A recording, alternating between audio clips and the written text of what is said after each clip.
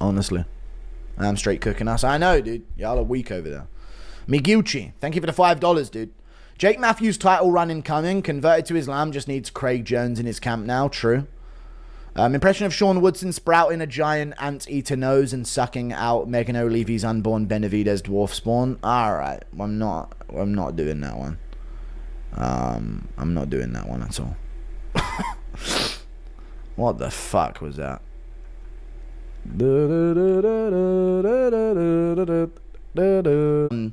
Rooftop Korean shoots John Jones. I don't know about that stuff. You'll stay on my store. Am I your favorite? Yeah, sure.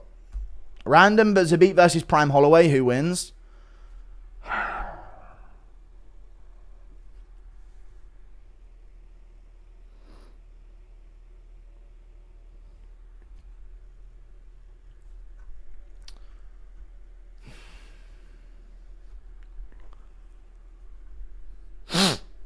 Zabit fans, it's just... I don't know who wins that one, dude.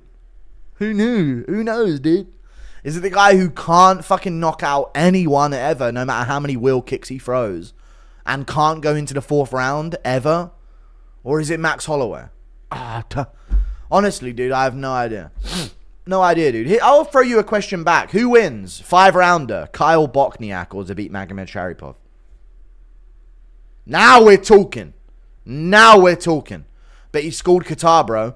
He did school Qatar for 2 rounds. And then he was getting broken in the 3rd round by Calvin Kattar. Because why? Why was it a 3-round fight? Because they were the co-main event. And the UFC wanted to make them the main event. They did make them the main event. Calvin Kattar said, I'm down for that. I'm down for being the main event. They asked to go 5 rounds. And Zabit said, I'm not doing it if it's 5 rounds. 3 rounds only. Before telling me, oh, he had something going on in the build-up to the Bochniak fight. He made it the first 3-round main event in UFC history. In Russia, UFC Fight Night Moscow. Because he didn't want to go 5 rounds. He would not have been able to beat Holloway in a 5-round fight. Not a fucking chance. And Kattar had a decent 2nd round, but... You know, Zabit was hitting his gloves with, like, wheel kicks and the crowd was going, oh! Like that, you know. Like, there was a lot of that going on, but I did think that Zabit won pretty clear.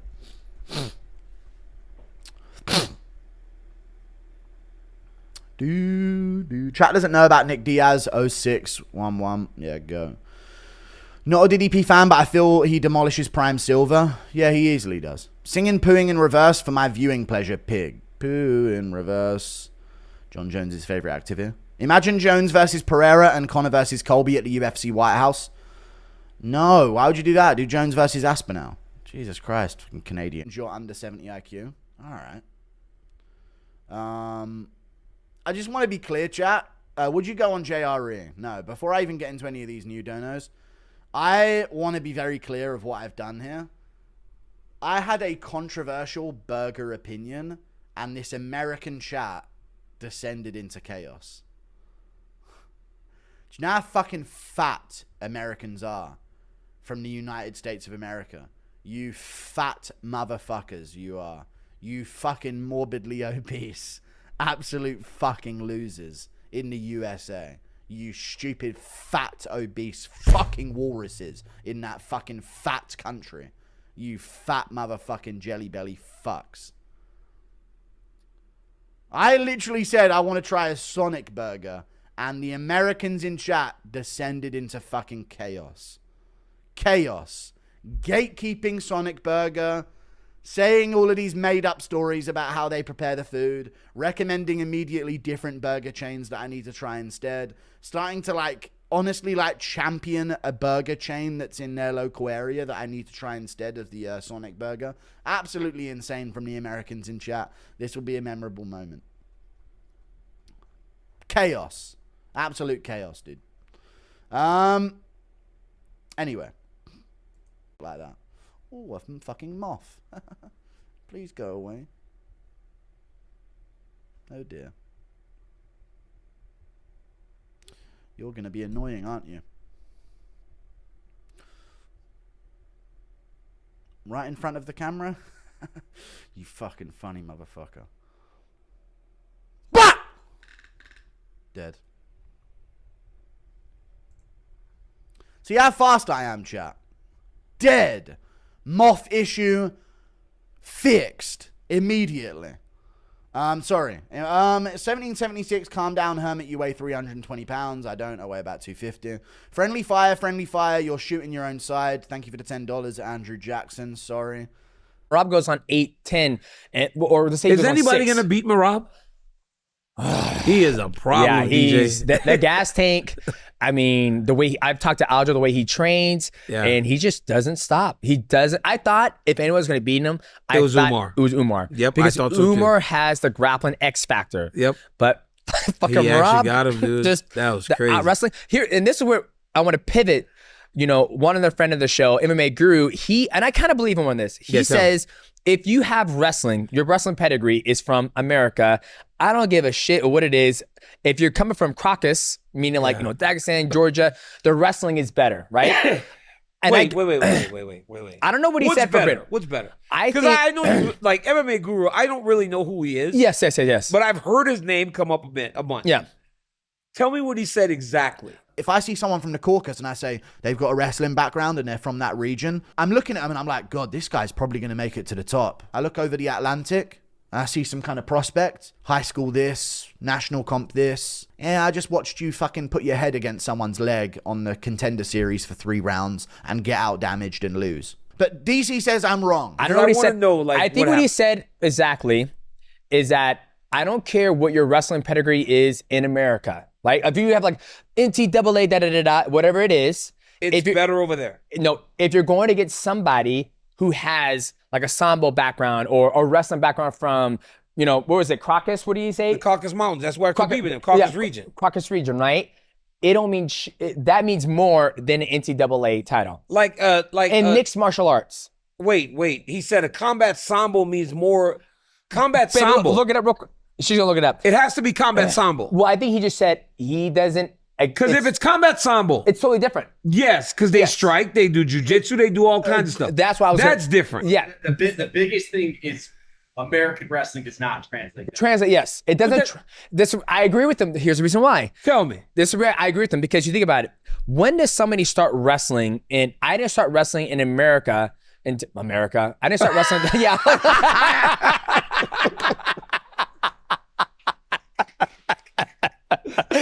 I didn't start wrestling until I was in 8th grade, right?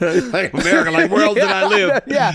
I didn't start wrestling until 8th grade, right? Yeah. And all I did was spear wrestling.